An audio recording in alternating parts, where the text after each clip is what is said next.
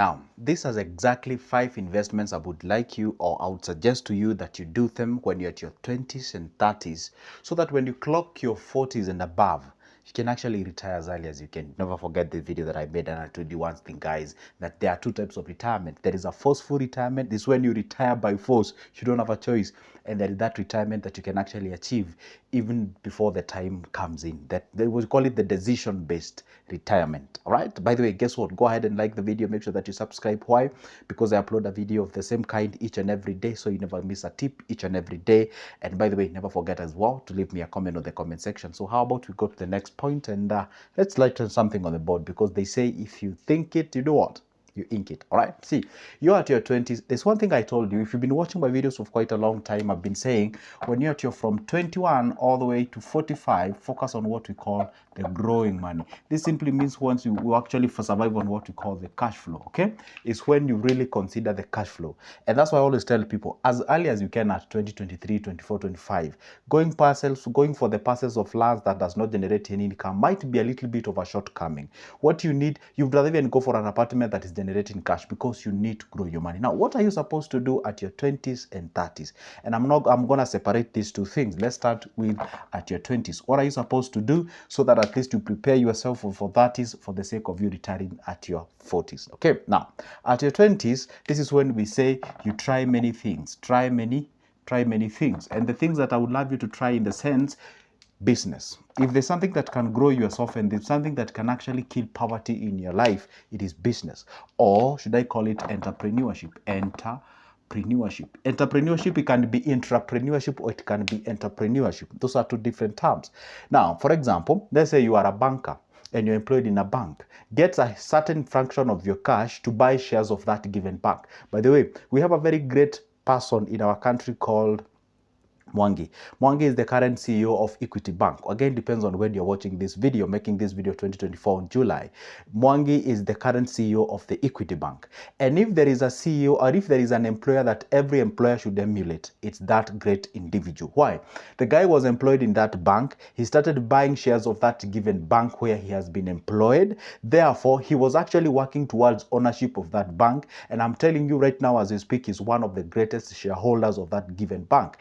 He actually escalates to a ladder of being the CEO of that great bank. So if then you are employed somewhere, and maybe say you are a banker, work towards acquisition of that bank. Buy shares each and every time. You see the way they cut your deductions, maybe they pay as you want, the VATs and whatever they think they cut, and the loans and what have you. How about you dedicate a certain fraction of money and you buy shares for that specific bank where you are being employed, or that given company, or that given institution that you're working in, if again it is possible to actually invest in that, so that at least you can be able, with time, you can be able to. Can you imagine this? Some people are employed in a single company for the next 20 years. Assuming that you dedicate yourself buying shares of that given company, a time will come when you become one of the people cannot be ignored. Actually, you do it to a point whereby unless you retire by your own choice, they cannot even fire you. Why can't they fire you? Because you are the owner of that given institution. Let's say you're not employed by anybody, or let's say you're employed in a company that you cannot buy shares for. Therefore, you can focus towards acquisition of a company that you can be able to buy shares for, and then once you build that share portfolio, that's what can give you dividends, and you can be able to survive on the same. Do you know what? I was actually, I was seated somewhere and I was doing mathematics, and I realized, just dream with me here, because it's very possible. If you have an investment portfolio of 20 million in an investment, do you know that is, whoa, that's a huge chunk of cash each and every year. That's a very good, and you're getting yourself a return of around 12% from a 20 million. I'm telling you, that's a couple of hundreds of thousands per month. That's a huge chunk. If you can have a portfolio of that, which is very much possible to create, that can be so good. So at your 20s, you try many things as you can. So in business perspective, I always tell people, if there's something that you need to have at your 20s, is a business. Why? There are 2 characteristics of a business. Number 1, they usually have high risks. That's very true. I totally agree with you. And why? Because it has high returns, high returns. And what you need to do at your 20s, why? Because you have what we call, you have the luxury of time. And if you can leverage on this time, you can be able to make some things. Here, you're allowed to try different things at any different moment. So therefore, you get yourself into a business. And when I talk about business, it doesn't have to be, well, again, starting a great business with a lot of money is a good thing. But when I talk about business, I don't mean like you have to actually accumulate like a huge chunk of cash for you to start an engagement and something of sort. No, you can start with that what you have as of now, grow it later and grow with it and be able to expand and expound the business to the next levels. Do not fear to start a business. I know maybe you excuse me, you might be a risk averted individual, but at the same time, it is good to as well understand that only darers are the winners. So start a business as early as you can, grow with it, and you can be able to accumulate something. Why? This gives you high returns, okay, provided you make sure that you minimize the risk. By the way, I always tell you people one thing about the businesses and investments. Not that we win each and every day. What we say is that there are sometimes you get some losses and there are some occasional wins. But when you calculate the occasional wins or the number of wins compared to that of losses, you actually find out that you're actually on the positive trajectory. That is exactly what we do it. So if you're at your 20s, focus on businesses why they have high risk, because they have high returns, because you're focusing on multiplying your money. Can you imagine this? An individual at 24, an individual at 24 years, probably you've graduated from university, either you've secured or not secured, but you're doing something that is giving you a little bit of income. You've accumulated some 20,000 with you, and then here you are, you're telling me I do not have a job, I don't have anything I can be able to do, I only have 20,000. Honestly speaking, buy shares and stocks or money market fund is a way good to go. But on a very serious note, that may not fulfill your goal. That may not actually help. What I would tell you, focus on this money. Go buy something that you can be able to resell in terms of a business. You can sell some products, or you can sell some, or rather goods, or you can sell some services. Grow this money, because what you suffer from, not investments, but cash. You really need to grow that cash. Then speak the language of the investments as the business is propagated and move to the next level. That way, you can be able to look at it at your 20s. Before you hit your 40s, you have 20 years to go. You have 20 years to go. At your 30s to 40s, you have 10 years to go. And last time I made a video on how you can retire in 10 years. And you can go check that video. I talked about simply what you're supposed to do as far as this 10 years is concerned, and you can be able to grow yourself to a point whereby you can make your own decision on when and how to retire. And that is the greatest thing that you can ever do. Now, we've talked to you about you being at your 20s. Now, how about when you're at your 30s? But never forget this before you even go to our 30s. At your 20s, try as many things as you can. One, investments that I would like you to do, go start a business for yourself. And two, I would like you to start something like a money market fund, or you can start something. Treasury bills and bonds may not be possible for you. Again, depends. If you have the money because you need a minimum of 100,000 on bills, a minimum of 50,000 on bonds, you can be able to pick it up. But if you can try as much as you can, try to invest on business, and you can try as much to invest on stocks or shares, and also a money market fund. Those are three investments for you. You can start as early as you can. Now, what happens when you hit your 30s? See, now when you hit your 30s, this is particular age where, again, time is becoming a little bit thinner and thinner and thinner as time moves by, but you now leverage on what you've understood. Number one, either you got yourself into a business that you understand it, and now what happens is that either the business really worked, or the business, something went by and you actually did what we call the tactical withdrawal, and you're focusing to get into the business again with a better understanding. Or you can actually associate yourself with an individual who is doing that what you love, and they're very good at it, so that you can grow yourself. By the time now you clock your 40s, you already have the systems working for you. So at your 30s, basically, I would say you can leverage on the business that you started at your 20s. All right, at your 20s, that business started, you can actually push it along. And if you did not, then you can be able to start it, because you've accumulated a lot of experience that you can be able to grow.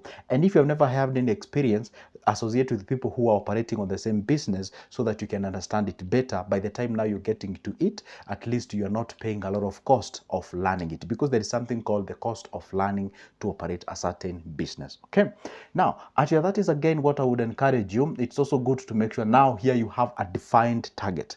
You know, you have to understand that your 30s, maybe responsibilities are starting to kick in. You have a lot of bills to pay. Probably you have a family, you have kids are coming up, or maybe you already have them in something of sort. Probably you've started, taking kids to school and what have you. Like the adulthood is really kicking it. So I know around the door and what have you. So at this particular age, I would say, please monitor how you spend your money. And if you're taking risks, I would say, kindly do not consider taking risk as you were taking back when you were at your 20s, because at your 20s you had the time to try again and again and again and again. At that is again, that may be the case, but it's a little bit a thinner margin compared to that at your 20s. So at your 30s, you can leverage on things that you know are a bit stable. You can leverage on, if you have the capacity, you can get yourself into the real estate. If you have the capacity, you can buy yourself a parcel of land and get yourself into the real estate. That can be a great thing. And if you do not have money to get yourself into the real estate, there is an alternative of that. You can get yourself into REITs. Okay, there's something called REITs, that is real estate investment trusts. You simply buy shares of companies that invest in real estate. For example, say to get yourself into real estate will cost you a couple of millions, and maybe you do not have the couple of millions, but you have a couple of tens of thousands or hundreds of thousands. Okay, what you can do is that you can set a certain fraction of this money in buy shares of the companies, okay, that invest in real estate. Once you own that company, then that company takes your money and buys or invests or builds the real estate. Then they get the returns from the real estate. Therefore, the profit that they make, you're entitled to enjoy the profit. And you can start this with as low as 700 Kenyan shilling. That's like $7. Can you imagine getting the real estate with as little as that? Then build your portfolio as the time goes by. Then you can reach to a point whereby you'll be like, guess what? I have a huge portfolio of investments on the real estate. You can decide to liquidate them and actually acquire the real estate. That's when you buy a parcel of land and build yourself some flats or maybe some units and what have you, and you can rent them out and you can be able to earn something out of it. So the point here is this: when you're at your 30s, try to minimize the losses. Again, at your 30s, you can also pick an investment like a money market fund. Again, having a what you call an emergency fund with you at your 30s is the nice thing to do. And on top of that, I would as well encourage you having something like what do you call the bonds and the bills. Having yourself the index funds. Because the index funds happen to be a little bit stable and safer compared to the stocks or shares, because index fund is basically a group of shares that have been put together, and then you can be able to buy, instead of buying a share of a single company, you can buy a group of shares that have been put together. Therefore, the risk is a bit minimized and something of sort. So basically, these two things helps you to understand. At my 20s, I try businesses and investments like the stocks and what have you. When I clock my 30s, I can actually leverage on the businesses that I started, or I have the experience of the businesses that I started, and I can as well also focus on what we call the real estate investments like REITs, or you can get into the real estate itself, or you can get yourself into other better productive areas, so that by the time now you clock your 40s, you already know what you're doing. You understand far much better that engagement that you are on, and that way you'll be able to minimize the losses as the time goes by. Remember one thing: from your 20s to 40s, you have a bracket of 20 years, assuming that you're watching this video at your 20. If you're watching it at your 25, you have a bracket of 20 or 15 years. And if you can decide to dedicate those 15 years continuously and consistency, that is, and the discipline and sacrifice, you can be able to achieve as much things as you can. Personally, I'm not yet at my 40s. I'm looking forward at being at that my 40s, and we can have this challenge. We can actually be coming here and encourage each other. And for God's sake, by God's grace, I really hope and will and wish, I hope I'll be here at my 40s, maybe making this video at a different class or different levels and what have you, and we'll be looking forward on this video and be like, you know what, we made that video, where are we? And that way we'll be able to grow ourselves to the next level. So the issue is this: do not feel like it's not achievable. It is achievable. It is doable. Has ever been done. It can be done before.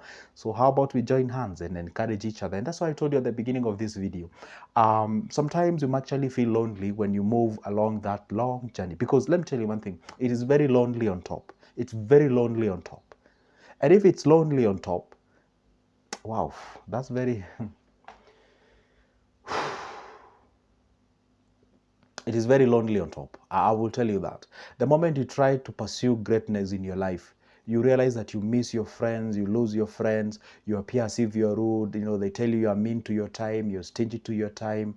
But I'm telling you, it's very, very lonely on top there. So it's a game of sacrifice, it's a game of consistency, it is a game of trying the best as you can, so that at least you can achieve that what God created you for. Because I do believe each and every one of us here were created with a purpose, and it's good to pursue that purpose, so that at least one day you can say, hey, guess what, and look back what you've achieved. I'm telling you, you should be very, very happy, and you will be very, very happy. Anyway, that's me speaking. That's Good Joseph speaking. All right. So if you'd like to get conversation with me, my number is always on the description of this specific video.